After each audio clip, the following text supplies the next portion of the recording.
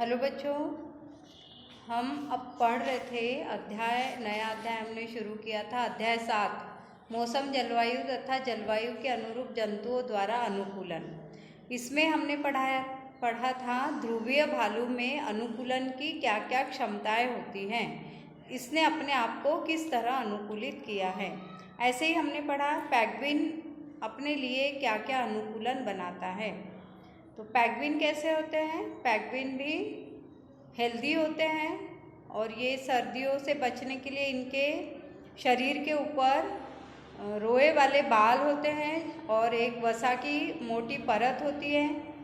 झुंड में रहते हैं जिसके कारण ये आपस में गर्मी बनाए रखते हैं।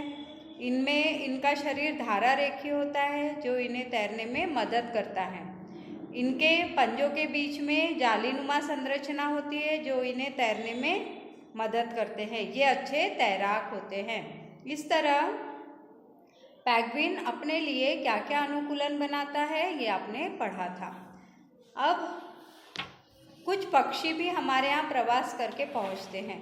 साइबेरिया क्रेनो के बारे में आपने सुना है होगा। यहाँ से पक्षी हमारे भारत में राजस्थान में भरतपुर और हरियाणा में सुल्तानपुर जैसे स्थानों पर बहुत अधिक ठंड होने पर ये उष्ण प्रदेशों में आ जाते हैं और यहाँ आकर ये अपनी संतान वृद्धि करते हैं, अंडे देते हैं और इनसे बच्चे होते हैं और फिर ये अपने देश वापस चले जाते हैं।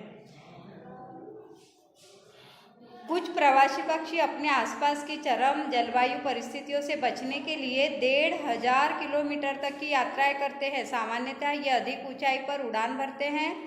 यहाँ वायु प्रवाह उड़ान में सहायक होता है। इस ऊंचाई की शीत स्थितियाँ इनकी उड़ान पेशियों द्वारा उत्पन्न ऊष्मा का विसरण आसान कर देती है। लेकिन आश्चर्य की बात यह है कि प्रवासी पक्षी वर्ष दर वर्ष एक ही स्थान पर कैसे आते हैं, यह एक रहस्य है। ऐसा लगता है कि इन पक्षियों की दिशा का सहज बोध होता है और ये जानते हैं कि हमें किस दिशा में उड़ना है और मार्गदर्शन के लिए संभवतः कुछ भी चिन्ह या लैंडमार्क का उपयोग ये नहीं करते हैं। संभवतः अनेक पक्षियों को दिन और सूर्य और रात्रि में तारों से मार्गदर्शन मिलता है, ऐसा माना गया है। ऐसे इसके प्रमाण मिले हैं। पक्षी दिशा का पता लगाने के लिए पृथ्वी के चुंबकीय क्षेत्र का भी उपयोग करते हैं। केवल पक्षी ही नहीं, जंतु ही नहीं जो प्रवास करते हैं, अनेक स्तनधारी जीव, अनेक प्रकार की मछलियाँ और कीट भी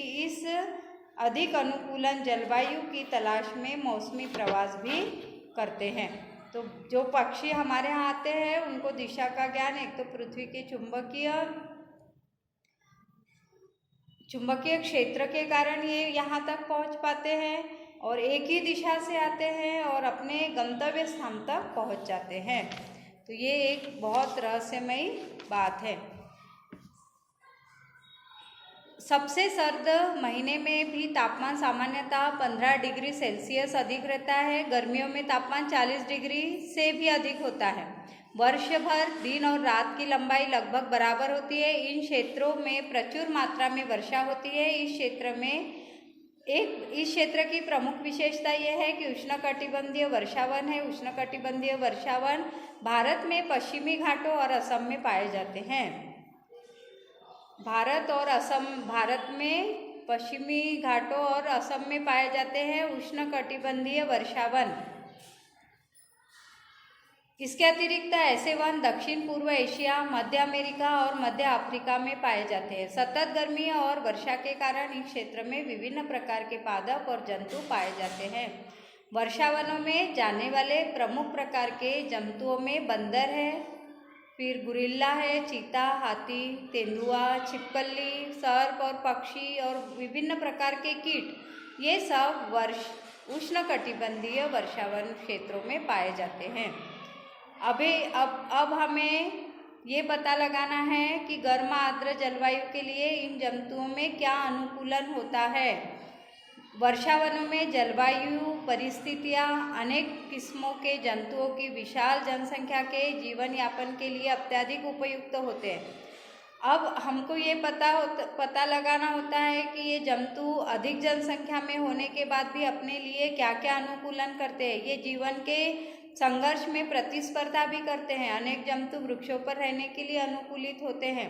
लाल नेत्र वाले मेंढक के पैरों के तलवे चिपचिपे होते हैं जो उन्हें इन वृक्षों पर चढ़ने में मदद करते हैं और इस तरह ये वृक्षों पर आसानी। ऐसे ही एक कपी बंदर होता है जिसकी पूंछ लंबी होती है और ये शाखाओं पर चढ़ने के लिए हाथ और पैरों का इस्तेमाल करते हैं और इनकी लंबी पूंछ इसे मदद करती है, क्योंकि इन वनों में आवास करने वाले जंतुओं में भोजन के लिए बहुत स्पर्धा होती है।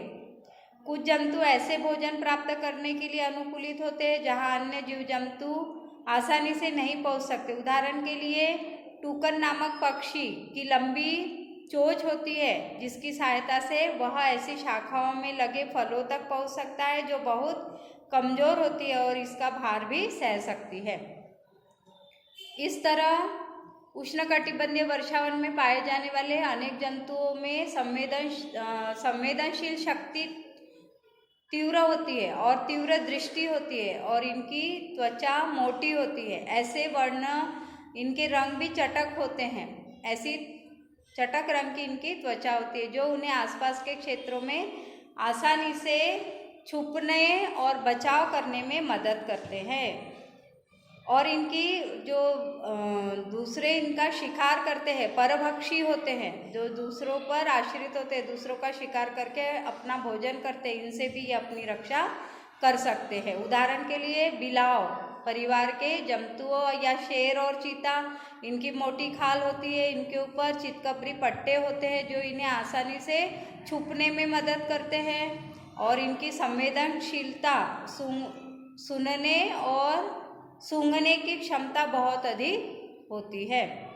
ठीक है बच्चों।